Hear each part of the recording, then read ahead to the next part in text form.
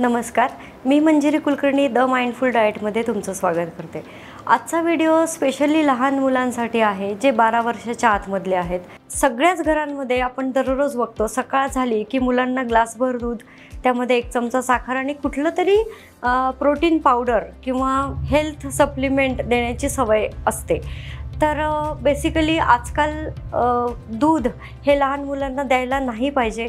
याचं basic reason असं आहे की जेव्हा सगळ्याच जनावरांना आजकाल दूध जास्त येण्यासाठी वेगवेगळे हॉर्मोन्स दिले जातात आणि ते हॉर्मोन्स डायरेक्टली दुधात येऊन त्या मुलांच्या शरीरामध्ये जातात। याचं जर उदाहरण बघायचं झालं तर लहान मुलांमध्ये येणारी अर्ली प्युबर्टी म्हणजे मुलं लवकर वयात येणं हे जे घडतंय त्याचं एक कारण हे दूध आहे, ज्याच्यामध्ये वेगवेगळे हॉर्मोन्स मुलांना रेडीमेड मिळतात। त्याचबरोबर प्रोटीन सप्लिमेंट किंवा कुठलेही हेल्थ सप्लिमेंट मुलांना देण्याची काहीच आवश्यकता नसते। सप्लिमेंट्सची म्हणजे प्रोटीन्स किंवा इतर विटॅमिन्सची मुलांना 100% गरज असते, पण ती गरज तुम्ही अन्नातून पूर्ण करायची आहे।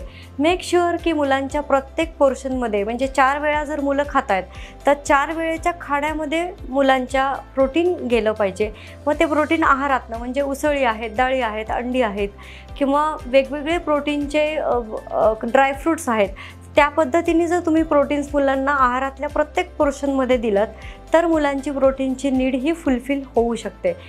होतं काय की सप्लिमेंट्सचा मुलांच्या लिव्हरवरती खूप लोड क्रिएट होतो, सेकंडरी लोड हा किडनीवरती क्रिएट होतो।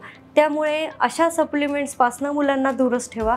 घरी बनवलेल्या गोष्टी, त्यानंतर घरी बनवलेले डायटरी सप्लिमेंट्स तुम्ही मुलांना निश्चित देऊ शकता।